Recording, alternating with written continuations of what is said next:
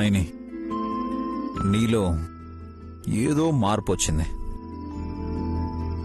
ఎప్పుడూ ఏదో ఆలోచిస్తూ ఉంటావు, ఏదో కోల్పోయినట్టు కనిపిస్తావు.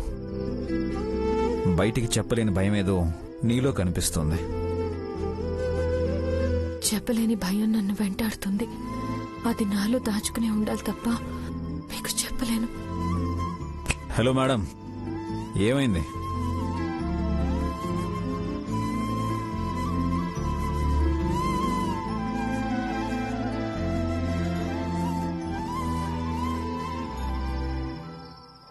విశాల్ బావగారు,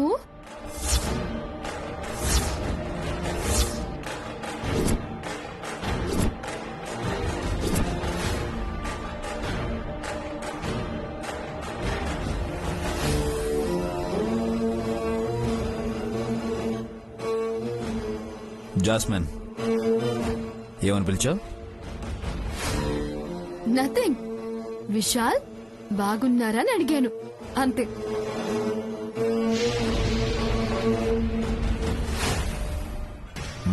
బాగున్నాను.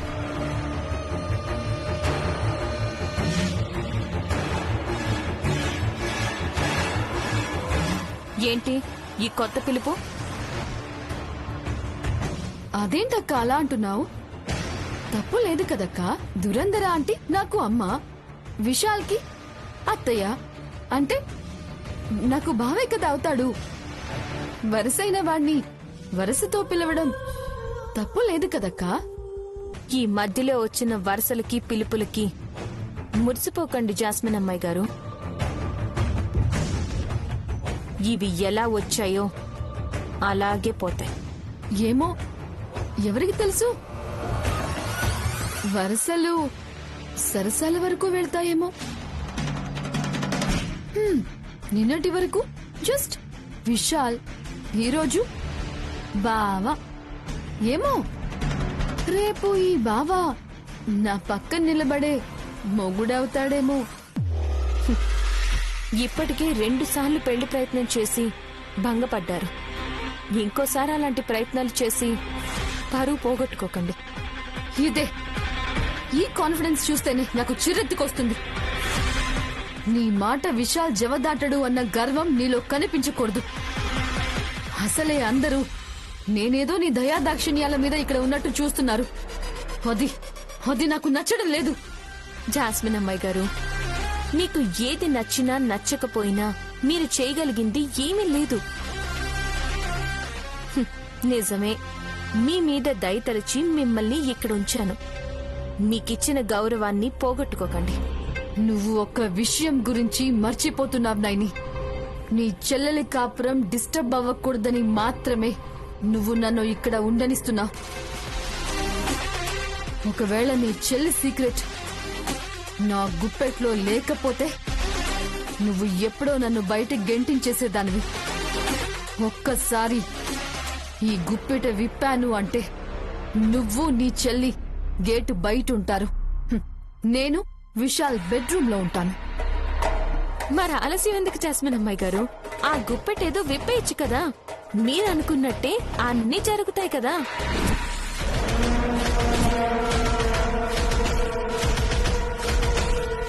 విప్పలేరు. ఎందుకంటే ఆ గుప్పెటు విప్పితే మీ అసలు రంగు బయటపడుతుంది. అసలు రంగా? ఏంటది?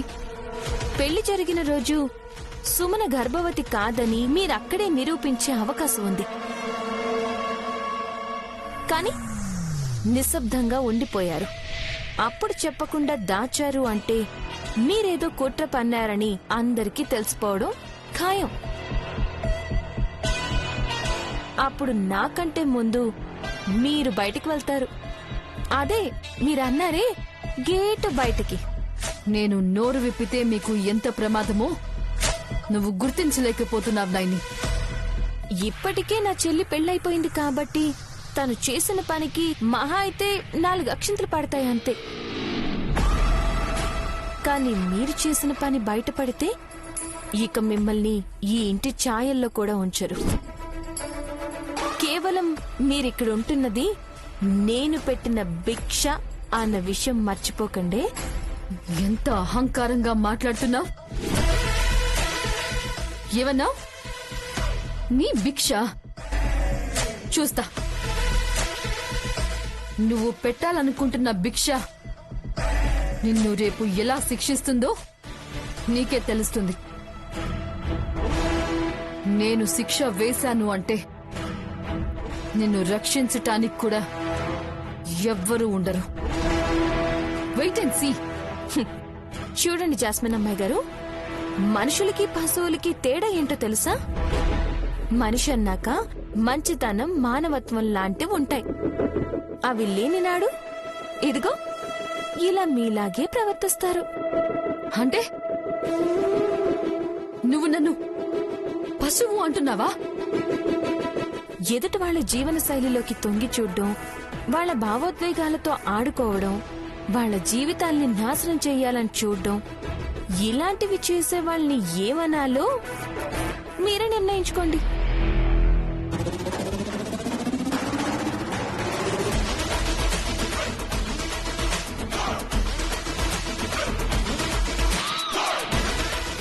చూడండి, నన్ను బాబుగారిని విడదీయాలని చాలా గట్టిగా ప్రయత్నిస్తున్నారు.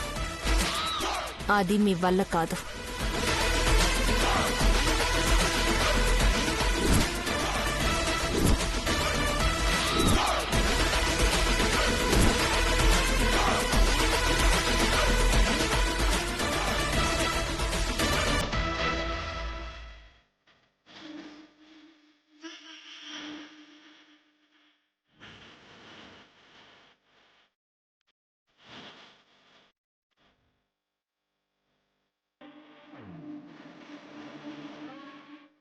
సుమనా, ఏంటి చేసిన అమ్మగారు?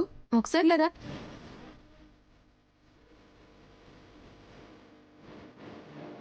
చెప్పండి అమ్మా. కూర్చో సుమనా, నీతో మాట్లాడాలి. కూర్చో. పర్లేదు, కూర్చో.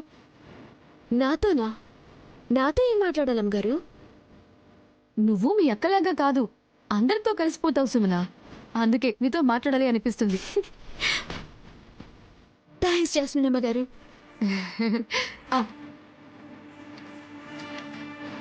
ఇదిగో తీసుకో.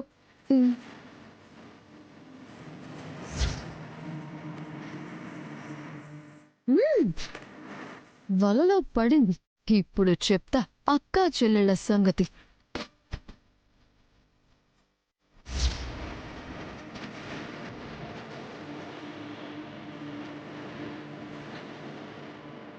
తిను.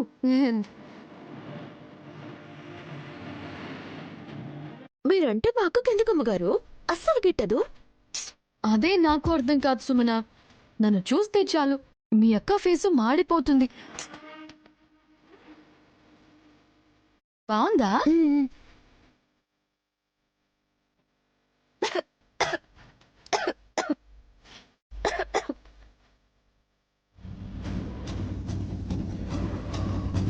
సుమనా, నువ్వేం చేస్తున్నావు నీకు తెలుసా? ఏం చేస్తున్నాను? బొప్పాయి తింటూ జాస్మిన్ అమ్మగారితో ముచ్చట చెప్తున్నాను. కడుపుతో ఉన్నప్పుడు బొప్పాయిలు తింటే ఎంత ప్రమాదమో నీకు తెలుసా?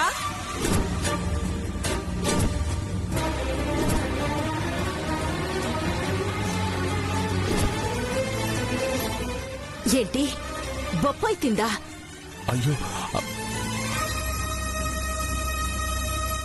ఏంటి సుమన ఇది? ఎన్నైని?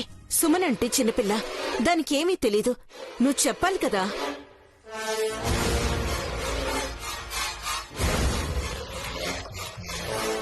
డ్రెస్లు ఎలాంటివి వేసుకోవాలో చెప్పడం కాదు, కడుపు ఎలా నిలబెట్టుకోవాలో అది చెప్పాలి.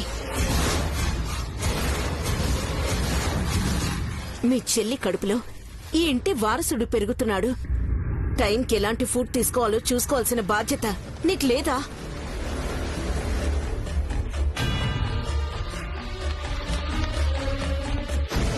చూసుకోకపోతే చూసుకోకపోయావు, కనీసం చెప్పాలి కదా.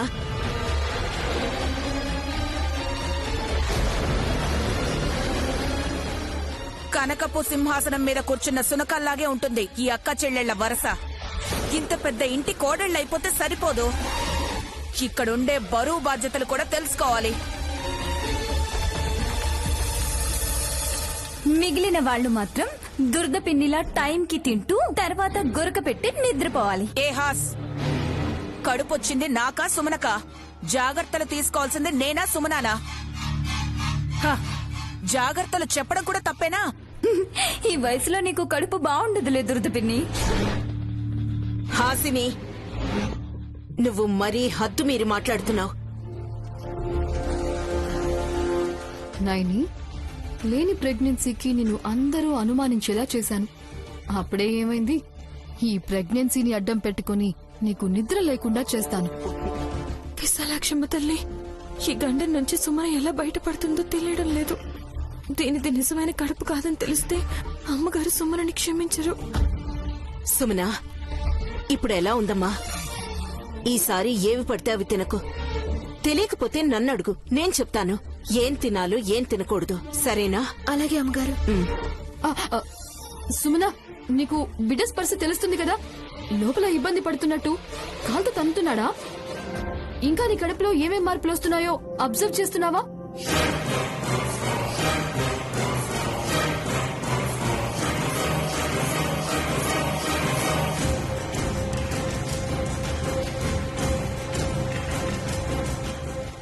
ఏంటి నాయని, నిజం ఎక్కడ తెలిసిపోతుందని కంగారుగా ఉందా? గుండె వేగం పెరిగిందా? ఇంకా పెంచుతానుండు, చూస్తూ ఉండు. నాకు విశాల్కి పెళ్లి జరగకుండా అడ్డుపడ్డారు కదా.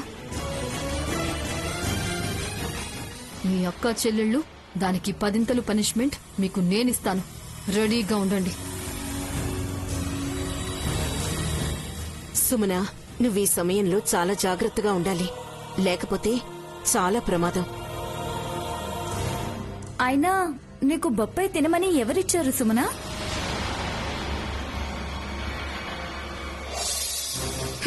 అనుకున్నా ఇంత ఇంటెలిజెంట్ పని ఈ కొరమీనే చేసుంటుందని అనుకున్నా. అదేంటి నన్నంటారు సిస్టర్? నేనేమైనా పిల్లల్ని కన్నానా తెలియడానికి? ఈ విషయం గురించి ఇంక మాట్లాడుకోవడం మానేస్తే బాగుండు. దీని గురించి ఇలాగే మాట్లాడుకుంటుంటే నిజం బయటపడే ప్రమాదం ఉంది. సుమనా, నువ్వు వెళ్ళిపో. నీకోసం చిన్నబాబు గారు చూస్తూ ఉంటారు. అదేంటి నైని,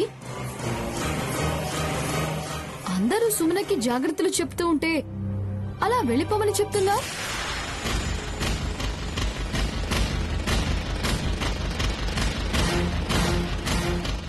చెల్లి, నువ్వెందుకో టెన్షన్ పడుతున్నట్టు అనిపిస్తుంది. సుమన బొప్పాయి ముక్క తినేసిందనా? నువ్వేం కంగారు పడుకు చెల్లి. ఒకసారి డాక్టర్ని పిలిపించేద్దాం. ఎలాగో ఇప్పటి వరకు సుమనకి చెకప్ చేయించలేదు కదా, ఒకసారి ఇన్ఫార్మ్ చేసి రమ్మందాం. 2 పనులు అయిపోతాయి.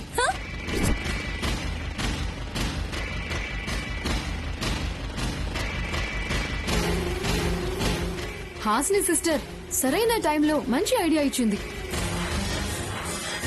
కానీ డాక్టర్ వస్తే మొత్తం తెలిసిపోతుంది.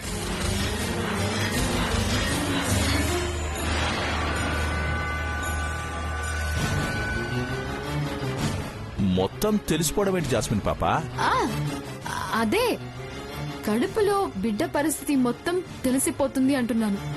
ఓహో, ఏ నైని? హాసిని, అప్పుడప్పుడు నీ నోటి నుంచి కూడా పనికొచ్చే మాటలొస్తాయి. మంచి మాట చెప్పావు. పరసు, డాక్టర్కి ఫోన్ చేసి రమ్మని చెప్పు. అలాగే అక్క. నైని మొహం చూస్తుంటే సుమనని డాక్టర్కి చూపించడం ఇష్టం లేదనిపిస్తోంది. ఏ నైని, డాక్టర్ని రమ్మందామా వద్దా?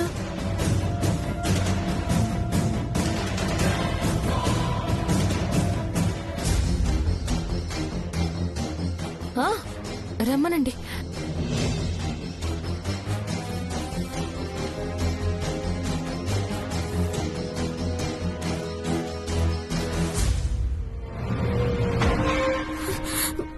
అక్క, నన్ను క్షమించక్క. ఆ రోజు అలా అబద్ధం చెప్పి పెళ్లి చేసుకోవడం వల్ల ఎన్ని ఇబ్బందులు వస్తాయి అనుకోలేదక్క. అందుకే నిన్న అన్నిసార్లు హెచ్చరించాను. అప్పుడు నువ్వు చేస్తుంది నీకు తప్పు అనిపించలేదు. ఇప్పుడు చూడు, దాని ప్రభావం నీ జీవితం మీద పడబోతోంది. నీ కడుపులో బిడ్డ లేదని కాని, నీ కడుపు బూటకపు కడుపు అని కాని ఎవరికి తెలిసినా నువ్వు నేను ఇద్దరు ఇబ్బందుల్లో పడతాం. అక్క, నీకు నాకు జరిగిన గొడవలు మర్చిపోయి నాకు సాయం చేయక ప్లీజ్ అక్క. ఈ గండం నుంచి నువ్వు తప్ప నన్ను ఎవ్వరు కాపాడలేరక్క. ప్లీజ్ అక్క. నేనేం చేయగలను సుమనా? నువ్వు ఇంత పెద్ద అబద్ధం ఆడావని ఇంట్లో తెలిస్తే శాస్త్రి గారు మనవరాళ్ళిద్దరూ మోసగత్తలు అని మనతో పాటు మన తాతయ్యని అమ్మని కూడా ఆడిపోసుకుంటారు. సమస్యకి పరిష్కారం చెప్పమంటే కొత్తగా వచ్చే సమస్యల గురించి చెప్తావేంటక్క? నువ్వు చేసిన పని ఎంత నీచమైందో ఇప్పటికైనా నీకు తెలియాలని చెప్తున్నాను. ఓ, ఇప్పుడు నేను కొత్తగా తెలుసుకోవడం వల్ల ఎలాంటి ప్రయోజనం లేదు. ముందు బయటపడే మార్గం చూడక్క. ఆయన కడుపని అబద్ధం చెప్పిందానివి బొప్పాయి ముక్కలు అందరి ముందు ఎందుకు తిన్నావు సుమనా? నేను కావాలని తినలేదక్క. ఆ జాస్మిన్ అమ్మాయి గారే మాట్లాడుకుందా రమ్మని పిలిచి కూర్చోబెట్టి మాటల్లో పెట్టి బొప్పాయి ముక్క చేతికిచ్చారు. మాటల్లో పడి నేను కూడా అంతగా పట్టించుకోలేదు.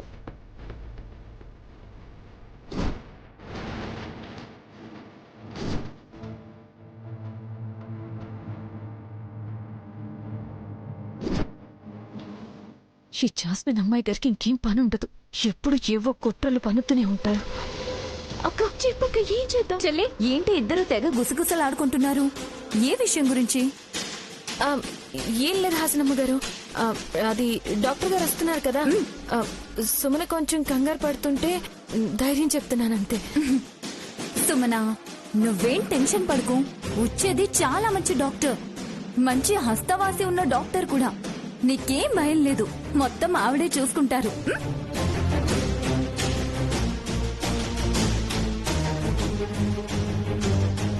గుడ్ మార్నింగ్ తిలోత్తమ గారు.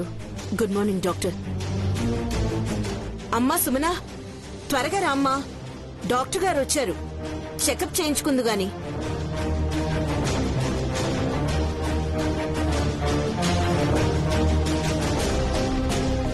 తిలోత్తమ గారు, త్వరగా రమ్మనండి. అవతల నాకు చాలా డెలివరీ కేసులున్నాయి, మీకు తెలుసు కదా. అవునవును. ఏ సుమనా, త్వరగా రా. డాక్టర్ గారు మళ్ళీ హాస్పిటల్ కి వెళ్ళాలంట. ఒక్క నిమిషం, డాక్టర్ గారు. త్వరగా రండి.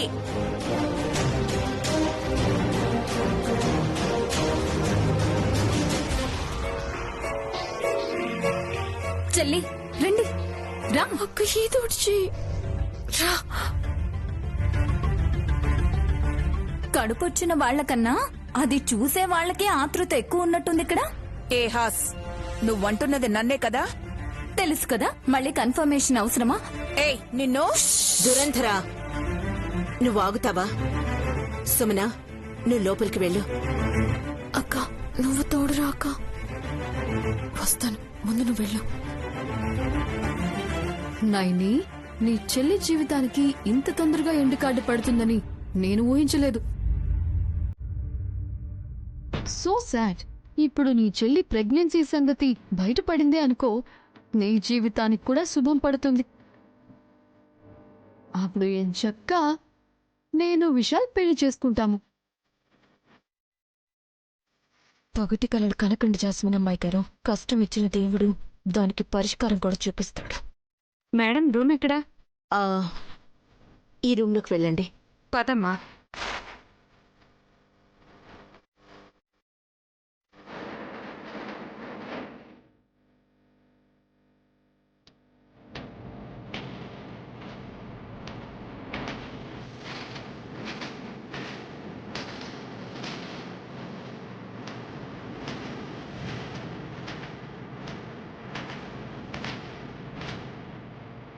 పడుకోమ్మా,